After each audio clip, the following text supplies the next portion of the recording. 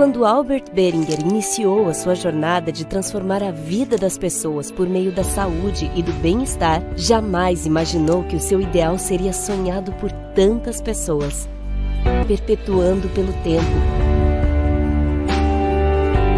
ultrapassando fronteiras, chegando até mesmo do outro lado do mundo. Impulsionada por todos os seus colaboradores, a Boehringer Ingelheim celebra em 2020 os seus 64 anos no Brasil, atuando todos os dias para melhorar a saúde humana e animal.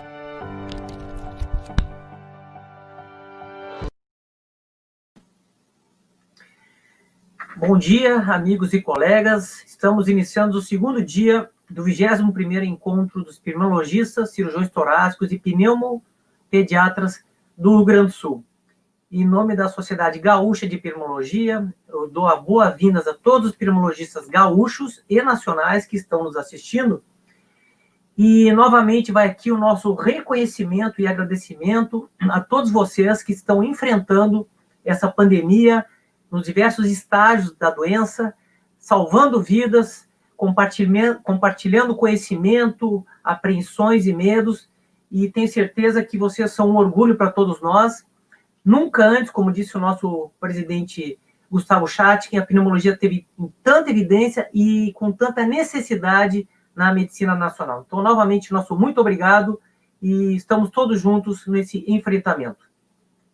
Nós vamos começar, então, esse segundo dia de atividade científica falando sobre doenças intersticiais pulmonares e gostaria de chamar, já apresentar os participantes desse simpósio, o Dr. Bruno Rochegger, que é radiologista torácico, vocês todos conhecem, experiência em diversas áreas da radiologia torácica, especialista em doença intersticial, e a doutora Lilian Lonzetti, reumatologista, pós-graduada, também com área de interesse em doenças intersticiais, faz parte do nosso grupo multidisciplinar.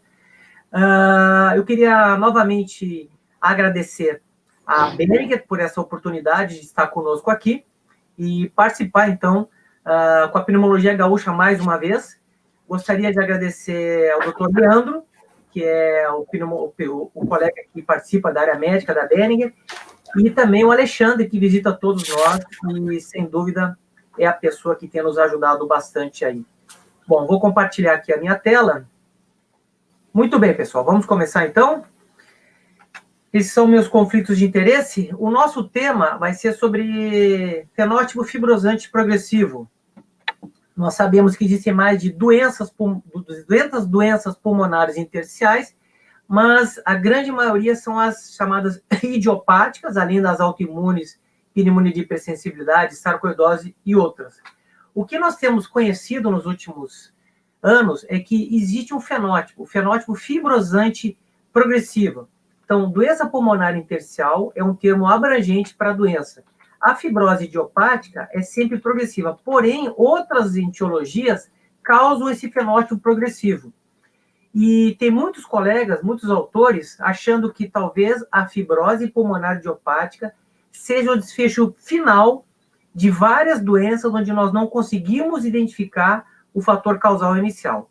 Mas todas elas podem, então, fazer parte do fenótipo fibrosante progressivo, que é aquele onde ocorre a progressão clínica da doença, a piora dos sintomas respiratórios, a piora tomográfica e um declínio da função pulmonar. Desde o ano passado, com a publicação do estudo InBuild, a gente teve a informação de que o nintedanib, o OFEV, também funciona não só para fibrose pulmonar idiopática, mas nessa ampla gama de doenças que fazem o fenótipo fibrosante progressivo. Então, cada um de nós tem uma série de pacientes que a gente atende. Essa é a nossa classificação do nosso grupo, onde boa parte é fibrose idiopática, mas nós temos PH, doença autoimune, sarcoidose, muitas dessas que vão progredir independente do tratamento. Então, o nosso simpósio de hoje, eu vou mostrar agora um caso clínico pertinente ao assunto. A doutora Lilian Lonzetti depois vai mostrar como se avalia pacientes com DPIs na visão do reumatologista. O doutor Bruno Rochegger vai falar como a radiologia pode ajudar na avaliação dos pacientes com doença pulmonar intersticial. E eu retorno para falar sobre novas perspectivas de tratamento com dados do estudo InBuild. Novamente, depois os três voltam e nós vamos fazer uma discussão multidisciplinar, como a gente gostaria de fazer agora desse caso clínico. Esse é um paciente de 62 anos, de Tramandaí, que em abril de 2019 foi atendido pelo nosso serviço com queixa de dispneia progressiva. Ele referiu ao aumento dessa dispneia desde março de 2018, um aumento progressivo, agora aos mínimos esforços, como tomar banho, associado a tosse, expectoração e alina, e que havia sido internado na sua cidade devido a uma suposta água no pulmão, talvez uma suspeita de insuficiência cardíaca exacerbada. Ele referia que no início de 2018 tinha dores articulares, artralgia primeiramente em ombros, após em mãos, bilateralmente, tornozelos e pés, tinha rigidez matinal com menos de 15 minutos após acordar. A avaliação de sistemas tinha uma oligoartrite simétrica de pequenas e grandes articulações, episódio de cianose em extremidade, potencialmente o Raynaud, um fator reumatoide de 84, anti-CCP não reagente e FAN não reagente. E já trazia uma ressonância de mão com alterações ósseas. Ela é hipertenso, obeso e ex-tabagista, 40 cigarros por dia por 40 anos, cessou há 4 anos. Crepitantes bilaterais na ausculta pulmonar. Essa é a primeira função pulmonar dele. Notem que a capacidade vital já estava bem reduzida, né, 51% do previsto, uma relação preservada, e uma difusão também reduzida, de 46% do previsto. No teste de caminhada, ele caminhou 418 metros, o Borg foi de 0 para 5, e desaturou de 95% para 79%. Eu chamo aqui o Dr. Bruno, então, para comentar a imagem da tomografia inicial do paciente. Axial coronal, em que a gente vê várias imagens cistoides, subpleurais, múltiplos níveis, clássicas de favelamento. Qual é o problema dessas imagens, pessoal? Que o favelamento não está nos terços inferiores, está nos terços médios anteriores, um pouco mais na região até dorsal anterior na região ventral anterior do paciente. Tem muito espessamento septo-conjuntivo, extensas áreas de vidro fosco, mas é um padrão classicamente que não é pneumonia intersticial usual, e é um padrão que entraria no consenso de 2013 como uma pneumonia intersticial não classificável, né? Adalberto, acho que tem mais uma imagem, né? A reconstrução sagital mostra bem como não relativamente poupa a fibrose nos lobos inferiores. Quando a gente vê esse padrão, a gente pode classificar como uma pneumonia intersticial não classificável, ou mesmo como um padrão típico para a pneumonia de hipersensibilidade, né? O grande problema é que esse paciente era um grande tabagista, e se a gente notar, o favelamento também está muito presente, a fibrose está muito presente nas regiões ventrais do pulmão, o que faz a gente pensar em doença do colágeno, segundo os últimos trabalhos. Perfeito. Eu acho que de imagem, Alberto. É isso. Junto com a história do paciente, a gente fechou junto com a equipe de reumatologia de diagnóstico de artrite reumatoide com doença intersticial. Foi iniciado o prednisone e azatioprina. Ele retornou em julho agora desse ano, com piora da dispneia, retornou para a equipe de pneumologia, né? Já tinha sido iniciado o oxigênio domiciliar e foi solicitada uma nova espirometria. E aqui a gente pode ver a evolução com um pouquinho mais de um ano, né? Capacidade vital, que era 2,33, foi para 1,71, né? Baixou para 38% do previsto. O VF1 também baixou concomitante. A relação ficou assimétrica, mas a difusão também caiu, né? De 46% foi para 38%. Então, nitidamente, uma doença intersticial, um padrão de favelamento, que pode ser um indeterminado, ou padrão WIP pelo favelamento, isso o Bruno vai comentar na discussão, mas que está progredindo, ele está perdendo função pulmonar, não respondeu à terapia imunossupressora, e é por isso que a gente está discutindo aqui a possibilidade de usar antifibrótico nesse paciente. Eu vou aqui sair da minha apresentação agora e vou chamar a doutora Lilian, que agora vai nos falar sobre no que o reumatologista pode nos ajudar nesse diagnóstico de doença, diagnóstico e manejo de doença intersticial associado à doença autoimune. Lilian, tudo contigo. Bom dia. Então, eu vou compartilhar minha apresentação. E eu vou conversar, então, sobre o que avaliar em pacientes com doença pulmonar intersticial na visão do reumatologista. Meu nome é Lilian, eu trabalho no Pavilhão Pereira Filho, junto com o doutor Adalberto e outros pneumologistas interessados em avaliar e tratar os pacientes com doença pulmonar intersticial. Agradeço o convite. Então, os meus conflitos de interesse e as doenças do tecido conjuntivo, elas são doenças autoimunes sistêmicas complexas que podem acometer o pulmão, as doenças do tecido conjuntivo. E uma das formas de acometimento pulmonar é a doença pulmonar intersticial. As doenças do tecido conjuntivo, então, são a esclerose sistêmica, a artrite reumatoide, as miopatias inflamatórias, a síndrome de Sjögren, a doença indiferenciada do tecido conjuntivo. O envolvimento do sistema respiratório é comum nas doenças do tecido conjuntivo e agrega uma maior morbimortalidade a esses pacientes. Sabe-se que os pacientes com doença pulmonar intersticial, eles vão apresentar em até 30% dos casos algum tipo de doença do tecido conjuntivo. A maior prevalência do envolvimento ocorre na esclerose sistêmica.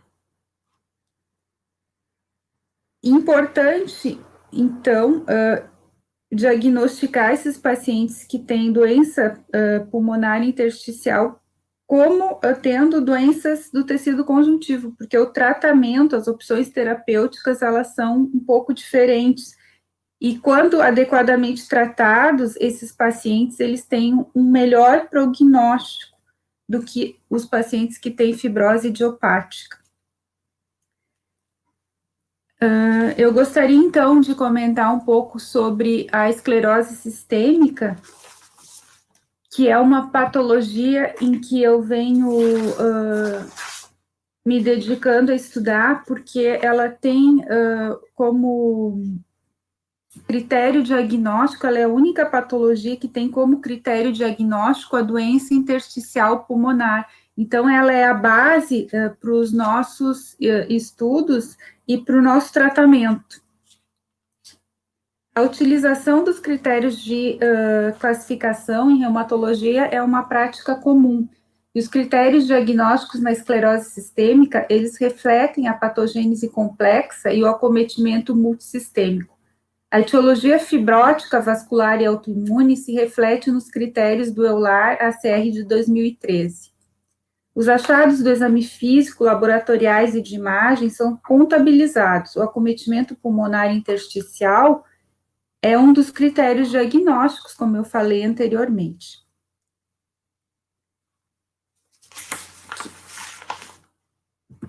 Então, o acometimento vascular na esclerose sistêmica, ele é avaliado através do exame físico. E isso é um achado muito importante que quando os pacientes vêm para serem avaliados, os reumatologistas, eles procuram.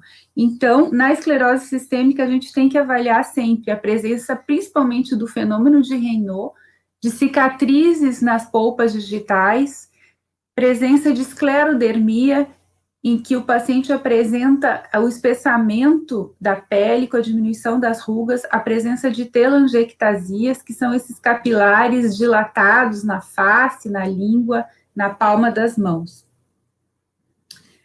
Nos critérios de 2013 do EULAR-ACR foram também associados a presença dos anticorpos e da capilaroscopia periungueal. E isso foi importante, porque muitos pacientes que não apresentavam um envolvimento cutâneo, eles eram excluídos nos critérios antigos. Então, o que é importante frisar é que mesmo pacientes que não tenham acometimento cutâneo, agora, eles podem preencher os critérios para esclerose sistêmica. Eles podem apresentar um subtipo que se chama sinescleroderma, que ocorre até mesmo envolvimento orgânico severo, como a fibrose pulmonar terminal, hipertensão arterial pulmonar, mesmo não ocorrendo envolvimento cutâneo. Na capilaroscopia periungueal, nós podemos observar um padrão típico da esclerose sistêmica em que ocorre uma desorganização da arquitetura dos vasos periungueais, com áreas avasculares, capilares ectásicos, presença de megacapilares. Eu gostaria de indicar esse site, que é um site internacional que fornece informações valiosas sobre a presença e a correlação de padrões de imunofluorescência em REP2, como os anticorpos específicos que são encontrados na esclerose sistêmica, como o anti-SCL70, o anticentrômero e os anticorpos antinucleolares. Os pacientes com doença pulmonar intersticial e doenças do colágeno, eles também podem evoluir com quadros de fibrose terminal, que seriam os quadros progressivos. Muitas vezes, esses pacientes, mesmo sendo submetidos à imunossupressão pesada, eles não respondem. Esse é um caso de um paciente que foi atendido na Santa Casa, e essas lâminas são da doutora Bianca Furlan. Foi um paciente, esse é o pulmão de um paciente transplantado. Nesse pulmão, a gente observa que tem vários padrões histológicos, tem infiltrado inflamatório difuso, tem uma pneumonia intersticial não específica e já em fibrose com favelamento. Esse paciente, ele foi transplantado, mas ele não evoluiu bem. Ele evoluiu para o óbito, infelizmente, era um caso muito grave, um paciente com muitas complicações e comorbidades.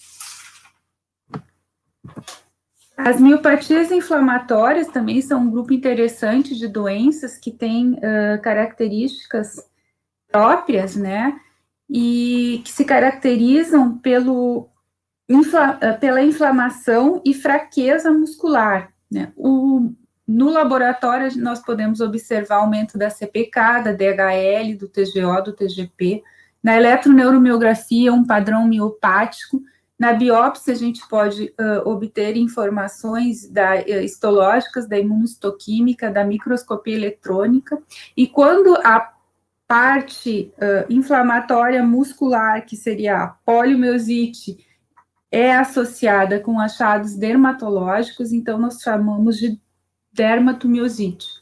Isso, então, são achados muito importantes. Às vezes eu recebo pacientes com diagnóstico de doença pulmonar intersticial que tem esses achados, esse heliótropo, que é o rache peripalpebral, pápulas de Gottrum, que são essas áreas nas articulações metacarpo-falangianas, articulações interfalangianas proximais e distais, de eritema, espessamento cutâneo e uma certa descamação, e o sinal V do decote. Então, esses pacientes, eles têm dermatomiosite, juntamente com os achados da inflamação muscular, os que apresentam os achados cutâneos. Dentro dos quadros das doenças inflamatórias musculares, a gente tem um subgrupo, que são os pacientes com síndrome antissintetase. Esses pacientes podem apresentar febre, artrite, e o achado principal que diferencia eles são a doença pulmonar intersticial, e a presença de anticorpos miosite específicos, e o principal anticorpo é o anti-JO, que é visto em 20% dos casos e tem um padrão citoplasmático granular. Esses anticorpos, eles são específicos dessa síndrome, e eles são geralmente citoplasmáticos.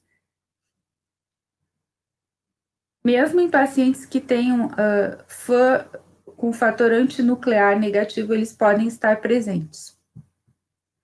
Também apresentam anticorpos anti-SSA, anti-SSB, que são anticorpos chamados associados, anti-PMSL também.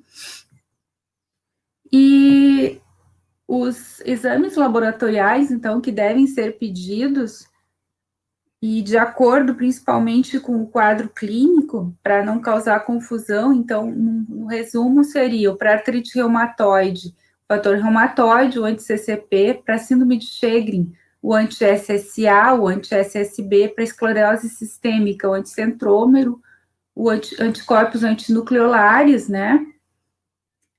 Quando presentes, a gente pode pedir, então, por ELISA, a gente pode solicitar o anti-SCL70, anti-RNA polimerase, tentar especificar o padrão da imunofluorescência.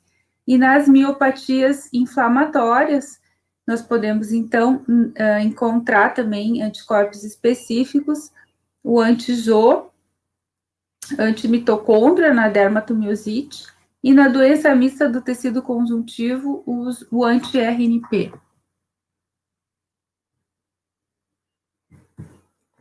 E, por último, eu gostaria, então, de comentar sobre a pneumonia intersticial com achados autoimunes, que é uma classificação usada para os pacientes que não fecham critérios para a doença do tecido conjuntivo, embora tenham fibrose intersticial diagnosticada pela tomografia de tórax, e que apresentam achados de doença autoimune em em duas das áreas, ou uma área clínica, serológica ou morfológica. E essa classificação ela é válida para agrupar esses pacientes para fim de pesquisa, eu entendo também que para fim de segmento, para que esses pacientes não se percam, porque pela minha experiência, em algum momento eles vão diferenciar, vão ter quadros que vão se diferenciar para patologias do tecido conjuntivo.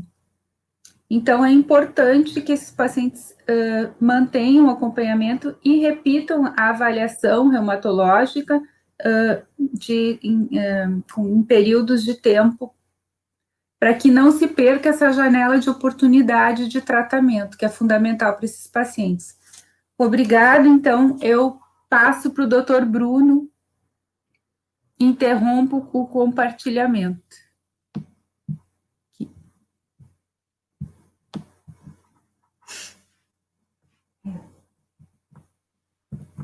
Abrir aqui. Quando vocês virem a tela, vocês me avisam aí, pessoal. Tá todo mundo vindo?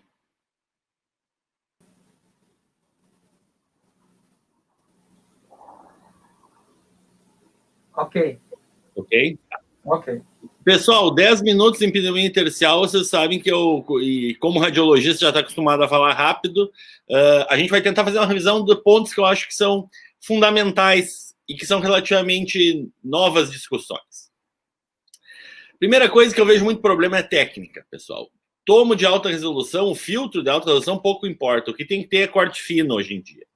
Até 1,5 milímetro é o máximo. E outra coisa que eu vejo muito frequente, não tem como laudar doença tercial sem estudo expiratório. Porque às vezes tem um caso como esse aqui, que tem um vidro fosco cortical, espessamento de septo conjuntivo, um caso leve, vou pensar numa PINE. Mas quando eu faço expiração nesse paciente, eu vejo que tem um monte de aprisionamento aéreo. Muda todo o meu pensamento. Eu vou pensar numa doença aerógena, pneumonia de hipersensibilidade. Então não dá para laudar doença tercial sem expiração hoje em dia, né? Nós vamos falar um pouquinho de nomenclatura, que eu acho que é uma coisa que mudou um pouco atualmente. Favelamento, vocês conhecem, é o achado mais sugestivo de fibrose no ponto de vista tomográfico. Ele é tão sugestivo que prescinde de avaliação histológica, quando eu vejo. A definição é essa: espaços císticos aéreos agrupados, subpleurais e paredes bem definidas. O grande problema está nos grupos aqui. A gente sempre considerou várias fileiras de cistos como o critério padrão para favelamento, como a gente está vendo aqui nesse caso, né? Tinha que ter várias fileiras de cistos. Isso mudou, né, pessoal? Mudou desde que o consenso da Fleischer definiu que, desde que eu tenha, pessoal, e eu deixei a tradução, sem tradução literal ali, uma única camada, ou 2 ou 3 cistos subpleurais, eu posso bater o martelo para favelamento. Isso muda muito, pessoal. Olha o exemplo que eles dão aqui: 2 ou 3 cistinhos, 2 ou 3 cistinhos. Isso já pode ser considerado favelamento. Isso muitas vezes ajuda muito no diagnóstico diferencial, e um paciente que tinha PIN vira PIL por causa desse achado. Então isso tem que estar bem claro. Segunda coisa é vidro fosco. Vidro fosco hoje virou Covid, né? Então, um caso clássico de Covid, né? A gente vê vidro fosco cortical, bilateral, em ambos os pulmões. Pessoal, vidro fosco geralmente é processo inflamatório, mas tomem cuidado. Quando eu tenho vidro fosco e eu faço um mini-MIP, como esse caso aqui, e eu vejo que tem bronquiectasia de tração dentro do vidro fosco, isso não é inflamatório. Isso é fibrose abaixo da resolução do aparelho. Então, nem todo vidro fosco é inflamatório. A gente tem que lembrar que isso pode ser bronquiolectasia de tração. Com bronquiolectasia de tração, isso é fibrose pulmonar, né? Isso tem que estar bem em mente. Fibrose nas doenças do colágeno. Eu uso essa simplificação aí que vem desde o Dr. Nelson. A primeira coisa é procurar favelamento. Se eu tenho favelamento, é ver se tem distribuição periférica subpleural do lobo inferior. Não pode ter micronódulo, aprisionamento ar ou um vidro fosco extenso, aí eu vou ter um padrão de pneumonia intersticial usual. Esse é o padrão que mais denota mortalidade e é o pior biomarcador que eu tenho na imagem. Né? Óbvio que se for qualquer outra distribuição aleatória, eu vou pensar, ou se tiver micronódulo ou vidro fosco, pH crônica, asbestose ou artrite reumatoide, pneumonia intersticial usual relacionada à doença do colágeno. Né? Clínica crônica sem favelamento é uma terra de louco, né, pessoal? Que geralmente necessita correlação histopatológica, né? Agora, com as progressivas, talvez não, e por isso que eu vou falar de progressivas lá na frente.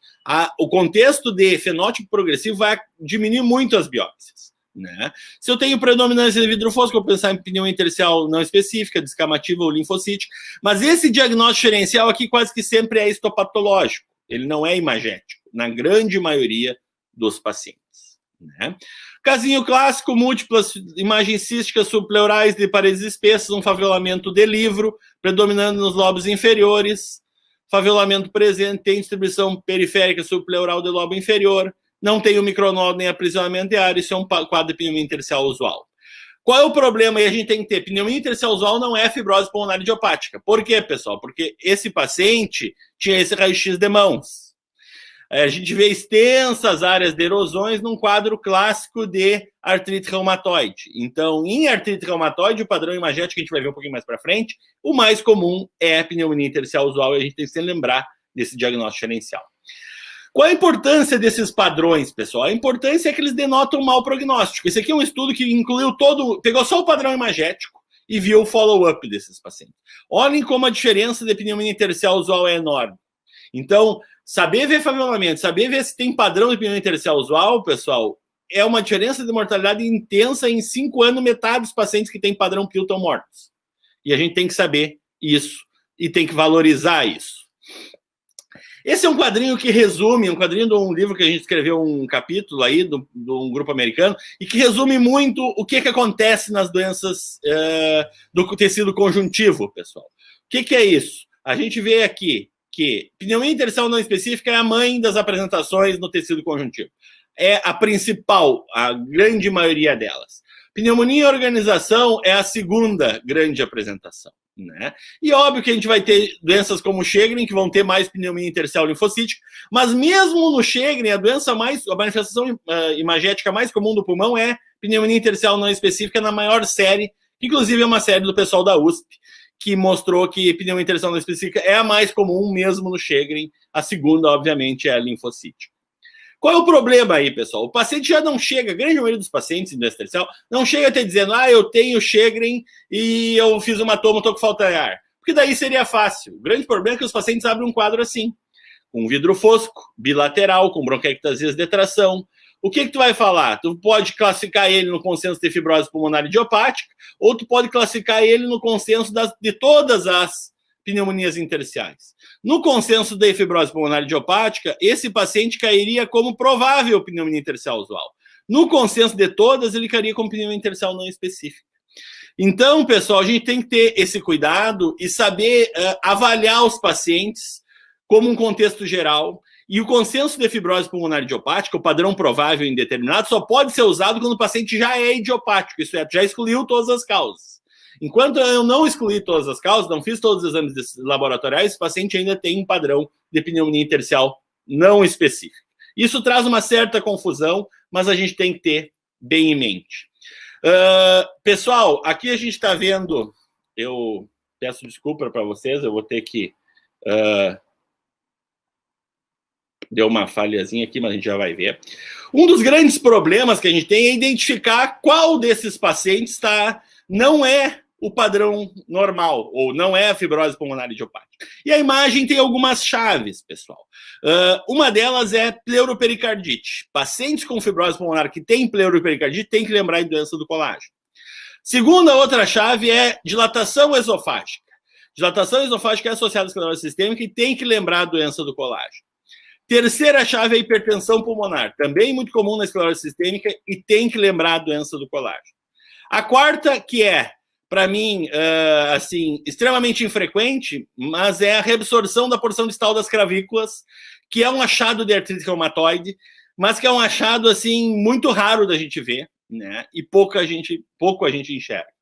Todos esses achados têm uma coisa em comum, eles não são do parênquima pulmonar. O único achado descrito de parênquima pulmonar é, como a gente viu no nosso caso, uma prevalência maior de afavelamento nos segmentos dorsais do pulmão.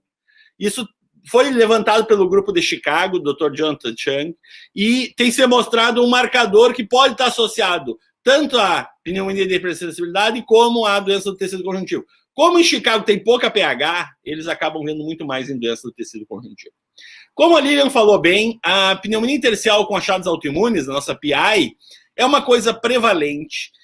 A gente tem que ter isso bem em mente. E uma coisa que é interessante é que tu não precisa ter biópsia cirúrgica desses pacientes. Se tu tiver um padrão de pneumonia intersticial não específica ou pneumonia em organização, já está bom.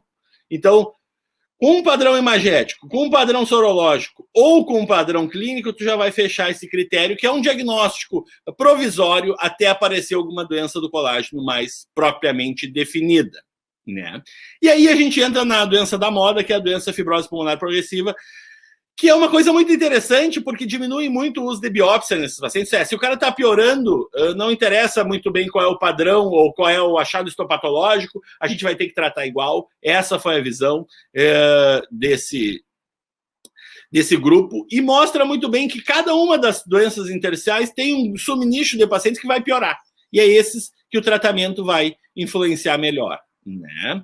A gente sabe que a reunião multidisciplinar é fundamental para fechar esse diagnóstico, porque tem que ter, os critérios são, como o Adalberto falou, piora clínica, radiológica ou funcional, e aí a gente tem que ter isso bem em mente. Está se definindo ainda o que é piora tomográfica, pessoal. A piora tomográfica do InBuild foi uma avaliação visual com aumento da extensão das áreas de fibrose, né? Os critérios de entrada eram mais de 10% de acometimento visual da fibrose e qualquer achado de fibrose, basicamente, né? Então, uma coisa que a gente tem usado e que eles sugerem que possa ser usado, mas que não está amplamente disponível, a gente está trabalhando para tornar isso mais disponível, é uma avaliação quantitativa dos índices de fibrose, para saber se esse cara de fato está piorando e não só a avaliação visual do radiologista. A gente tem trabalhado para isso, para tentar demonstrar isso de uma forma mais objetiva, medindo o volume de fibrose desses pacientes. A gente já tem isso, essa avaliação em que a gente pode medir o que esse paciente tem de enfisema pulmonar, o que esse paciente tem de doença intersticial, e aí ter mais segurança em afirmar, bom, piorou esse paciente. Esse paciente aumentou o volume de áreas hiperatenuantes que representam doença pulmonar intersticial. Então, isso é uma coisa que no futuro muito próximo vai ajudar. Concluindo, então, pessoal, aspectos técnicos, importante ter expiração, importante o corte ser fino. Tem que saber ver favelamento e tem que lembrar que pneumonia intersticial usual nem sempre é fibrose pulmonar idiopática, né? Quando não tem favelamento, a correlação histopatológica vai ser importante numa grande maioria dos casos, a não ser que ele tenha testes laboratoriais ou que ele tenha um fenótipo progressivo, né? Lembrar que o padrão mais comum nas doenças do colágeno é PINI, seguido de pneumonia em organização, né? E que Sjögren pode dar muita pneumonia intersticial linfocítica, né? Lembrar que PINI também vai ser o provável PIL, porque às vezes eu vejo vários laudos só com a classificação da fibrose pulmonar idiopática, e quando o cara fala em provável PIL, tu já tende a pensar mais em idiopática, mas PINI é o achado mais comum de doença do colágeno, então provável PIL também é igual a PINI, né? E esses são os marcadores que a gente vai ter de achados secundários: pleuropericardite, dilatação esofágica, dilatação do tronco da pulmonar e reabsorção das clavículas são achados importantes para a gente lembrar que pode ter doença do colágeno concomitante. PI é frequente e a gente tem que lembrar, tem que fazer esse diagnóstico, né? E o fenótipo progressivo ainda está em determinação, mas piora tomográfica pode ser avaliação visual ou quantitativa na maioria dos pacientes. Agradeço muito o convite, Adalberto, muito obrigado. Lembrem que o radiologista é um fotógrafo e que às vezes o fotógrafo pode deixar uma foto bonita, feia, só dependendo do enquadramento. Muito obrigado. Termino o compartilhamento aí. Muito bom, Bruno, muito bom, Lilian, obrigado pelas apresentações. Eu vou agora rapidamente retornar com vocês e falar um pouquinho do fenótipo fibrosante progressivo e principalmente do estudo InBuild, né? Acho que vocês estão vendo aqui a tela. E, então, o InBuild, que vocês já conhecem, é um estudo que trouxe um racional onde a fibrose idiopática é uma doença fibrosante progressiva, como o Bruno falou, como a Lilian falou, mas que existem outras doenças que também vão evoluir dessa maneira. Então, aquele estudo clássico, né, com placebo, né, um grupo usou nintedanib, outro grupo usou placebo, foram avaliados durante 52 semanas, depois ainda tivemos o InBuild On, que foi uma fase aberta. E nesse estudo foram incluídos tudo que era progressivo, exceto fibrose pulmonar idiopática, né? Então, tinha que ter pelo menos 10% de comprometimento de padrão usual, tinha que ter uma CVF acima de 45%, uma difusão entre 30% e 80%, e pelo menos um desses critérios. Ou a CVF tinha caído 10% ou mais em 24 meses, ou 5% a 10% com sintomas respiratórios ou pior anatomo, ou apenas agravamento de sintomas e aumento da extensão. Como não existe um consenso ainda mundial para fenótipo fibrosante progressivo, são esses os critérios que estão sendo utilizados. Se em 24 meses você teve alguma dessas combinações, o teu paciente tem um fenótipo fibrosante progressivo. O desfecho primário, claro, foi a redução da CVF, com duas populações de análise coprimária, com padrão usual e sem padrão usual. Então, foi feita essa comparação. Quem tinha aquele padrão puramente fibrótico, semelhante à fibrose idiopática, e quem já não tinha só bronquiolectasia de tração ou padrão reticular. E os resultados? Primeiro, os dados da população, 50% do sexo masculino, a idade média de 65 anos, 50% era fumante ou ex-fumante. A média da capacidade vital, 68%, da difusão, 44%, 62% tinham um padrão de PIL na tomografia, o restante padrão não PIL, 3,7 anos em média desde o diagnóstico da doença intersticial, e o CABILD, que é um critério de qualidade, de 52,5. E aqui a classificação por etiologia, né? Muito semelhante ao grupo nintedanib e o grupo placebo. 24, 26% pH, depois as doenças autoimunes, 18% e 19%, e depois vinha pneumonia intersticial não específica e não classificável. É muito possível que esses dois grupos aqui tivessem junto alguma doença também autoimune que ainda não tinha sido identificado. Talvez casos como a Lilian falou de IPF. Então, certamente, a população estudada tinha muita doença autoimune. O desfecho primário foi, de certa maneira, surpreendente, porque a redução foi de quase 60% na progressão da doença, medida pela CVF. O grupo nintedanib perdeu 80 ml em um ano e o grupo placebo 187 ml por ano. Então, a resposta foi superior ao que nós observamos no estudo Impulses, né, mostrando uma eficácia muito importante, né? Então, comparando a população global e aqueles com padrão PIL e sem padrão PIL, ou seja, o nintedanib funciona em quem tem aquele padrão semelhante à fibrose pulmonar idiopática, com faviolamento, e aquele grupo que não tem faviolamento, ou seja, que não tem fibrose pulmonar idiopática. Então, um resultado muito significativo, sem dúvida, para esse achado aqui.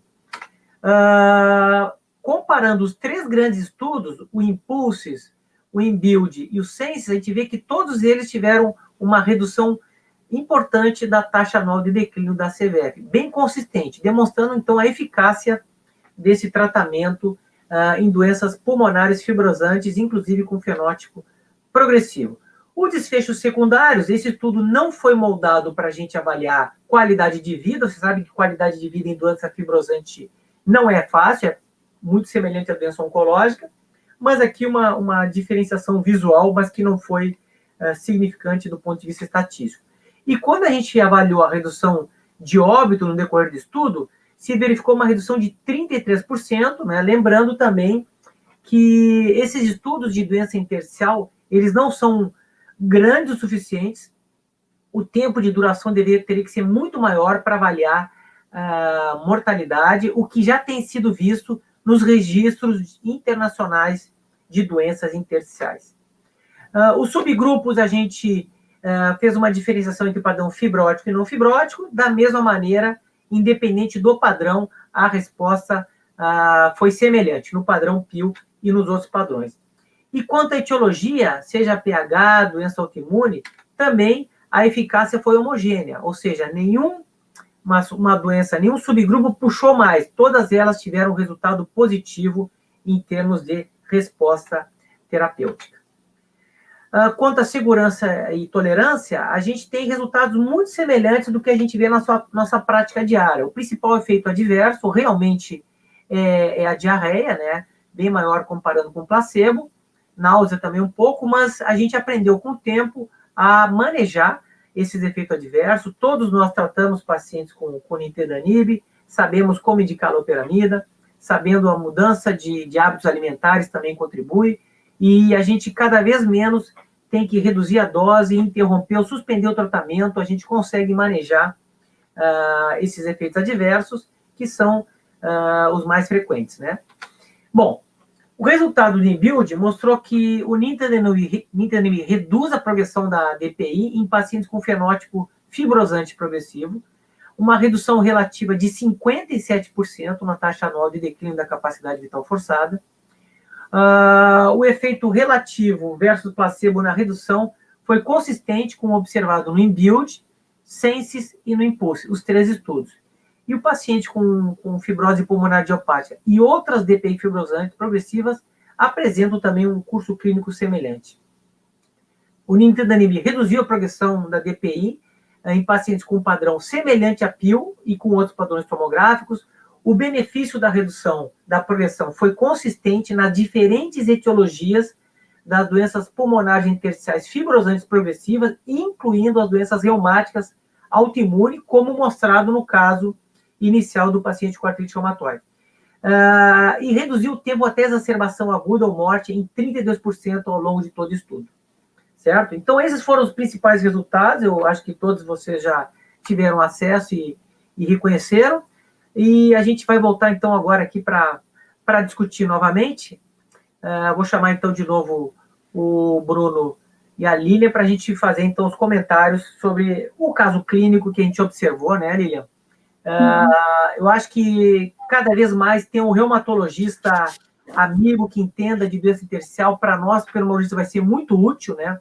A Lilian tem nos ajudado bastante, outros colegas reumatologistas também. E nós temos algumas perguntas, mas eu queria perguntar inicialmente para a Lilian,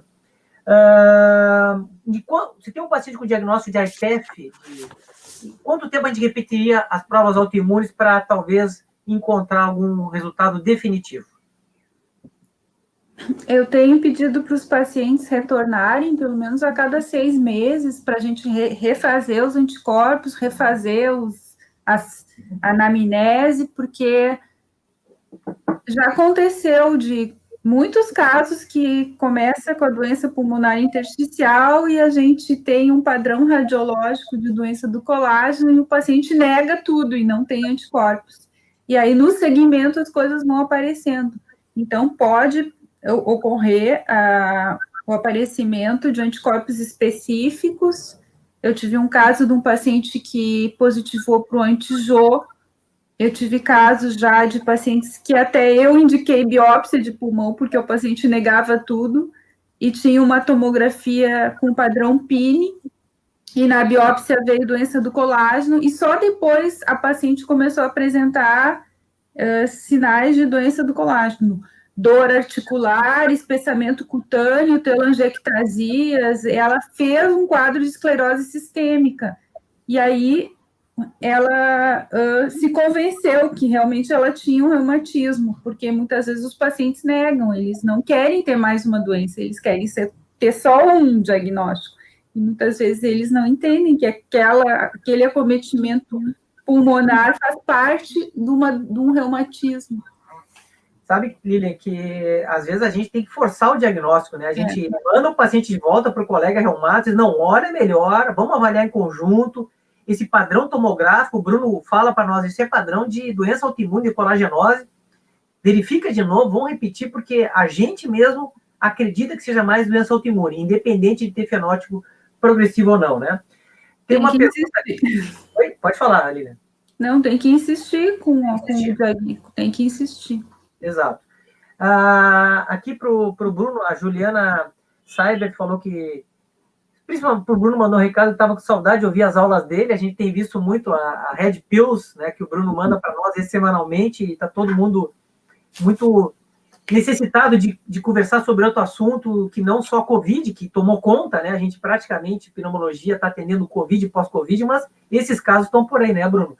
E a pergunta que a gente faz, e que você comentou aí, é que com esse fenótipo fibrosante vai cair o número de biópsias mesmo? Nós vamos biopsiar mesmo o paciente? Qual é a tua impressão? A volumetria vai ajudar? O que você pensa disso? Eu acho que biópsia vai ser uma coisa, assim, 10 vezes menos frequente. Por quê? Porque a gente sabe que biópsia acarreta um risco.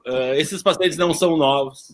A série do Jay Hill lá, né, Alberto? Pacientes com mais de 75 anos, 14% morrem na biópsia. Não é assim, 14% é 1 de cada 7. Claro, são pacientes mais idosos, são pacientes com comorbidades. A gente sempre fica receoso. E eu, como radiologista, sempre procuro achar uma PIL para tentar não levar esse cara para biópsia, porque eu sei que se eu errar a PIL ali, se ele for um padrão PIL, e eu disser que é PIN e ele tiver que ir para biópsia, eu acarreto no mínimo uns 2 a 5% de mortalidade no procedimento. Quando eu puder ter um acompanhamento de 6 meses, como no INBIL, de dizer, ó, tá piorando, ele vai ter que tratar de qualquer forma. O que vier na biópsia, ele vai ter que tratar. Se vier PIL, se vier PIN, se vier o quê? Eu acredito que a biópsia vai diminuir muito o seu volume, né? É óbvio que é bom fazer o diagnóstico de pH, é bom fazer o diagnóstico, assim, histopatológico, mas quando isso acarreta risco, eu acho que isso vai diminuir muito. E como a gente acaba vendo, esses pacientes não são os pacientes de 45, 50 anos que chegam. Esses a gente vai continuar biopsiando, mas essa é a minoria. A grande maioria dos pacientes está entre 60 e 70 e tem uma carga de doença por trás muito grande, o que acarreta aumenta a mortalidade, né? Então, eu acho que a biópsia, com os dados do INBuild, com os dados que estão saindo agora, tem um trabalho novo do Cotan na European, né, Roberto, que a gente viu até ali, mostrando que, assim, invariavelmente do padrão, sendo PIL, PIN ou qualquer coisa, a gente vai ter que tratar esses pacientes iguais, e aí a tomografia vai ser o biomarcador e não mais o padrão histopatológico, né? O padrão PIL é um biomarcador ruim na patologia, mas também é na radiologia e muito semelhante. Então, eu acho que vai perder um papel a biópsia. Sabe, Bruno, essa pergunta foi o Perim também fez essa mesma pergunta aqui, que ele mandou para nós, e eu fico pensando do seguinte, você pega um paciente com doença autoimune com padrão PIL, certo? Uhum.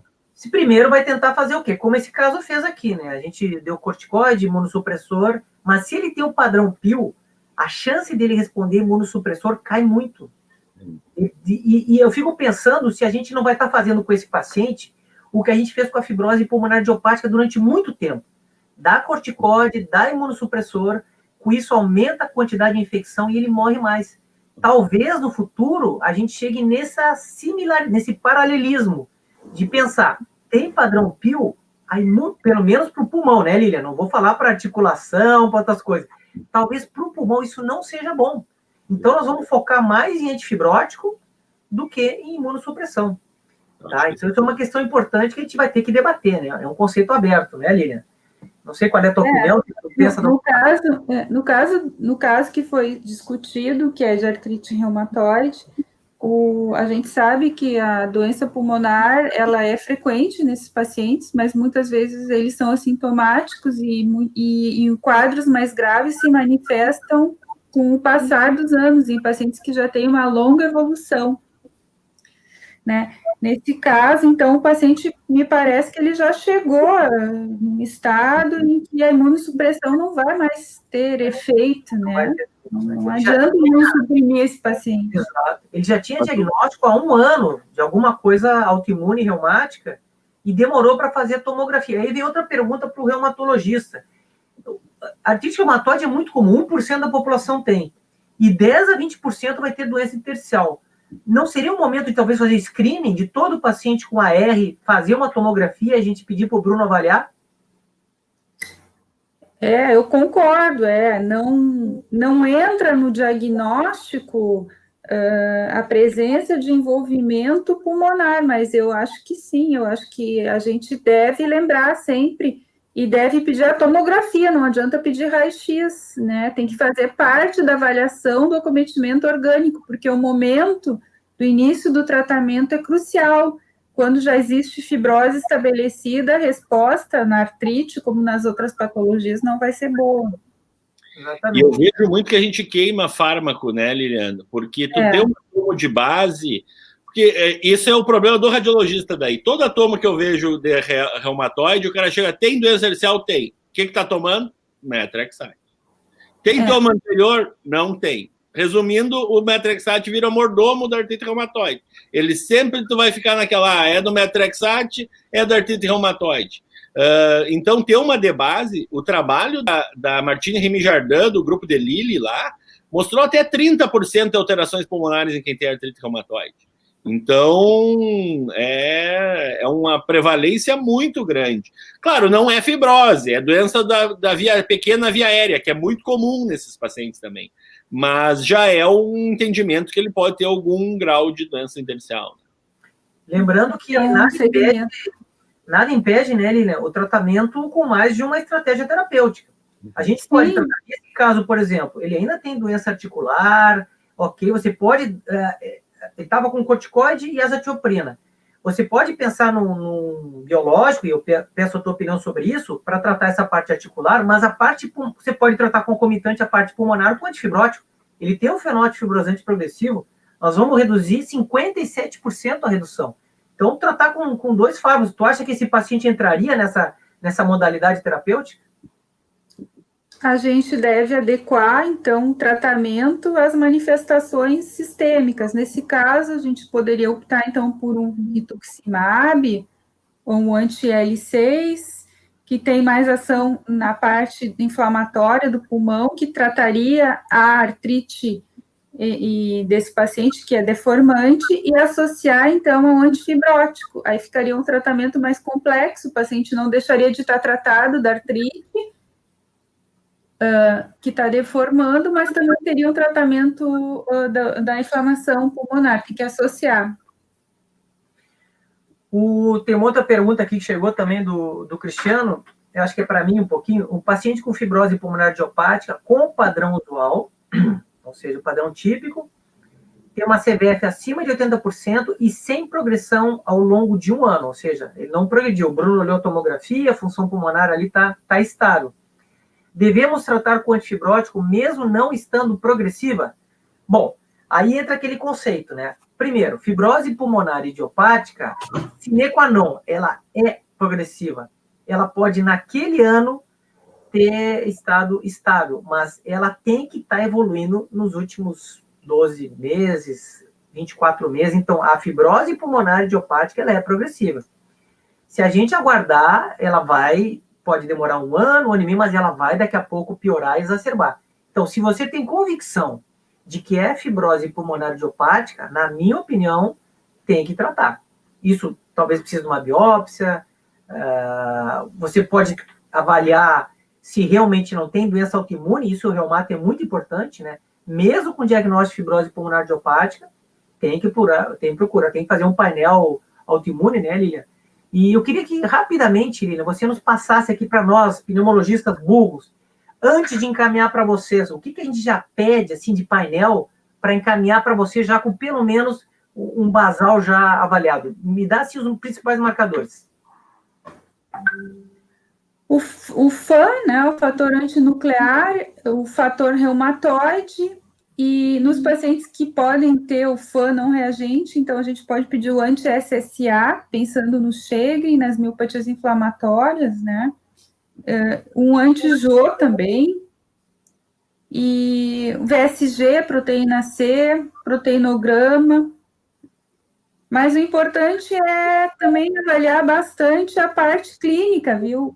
E tentar achar pistas, assim. A parte cutânea é muito importante. A gente pode se basear em a necessidade da solicitação de anticorpos de acordo com o que chama mais atenção, né? Se tiver um esôfago dilatado, se tiver fotossensibilidade. E esses pacientes, eles têm, se a gente procura, a gente acha, né? A gente não consegue ter os critérios redondos, mas com o longo do tempo, isso aparece.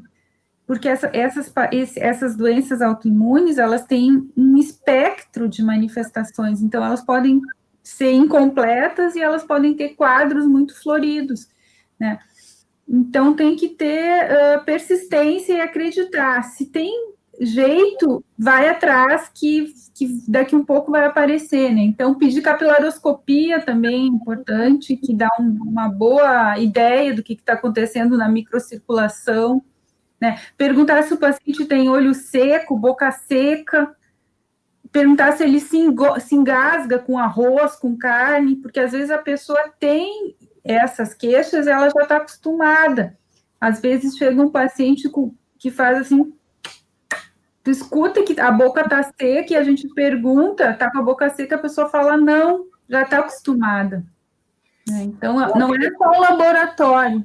A Lília deu uma aula aqui, não só dos marcadores, mas também da avaliação clínica do paciente. Se o paciente tiver aquele ruído de quem comeu um caque maduro, assim, que a boca está grudando.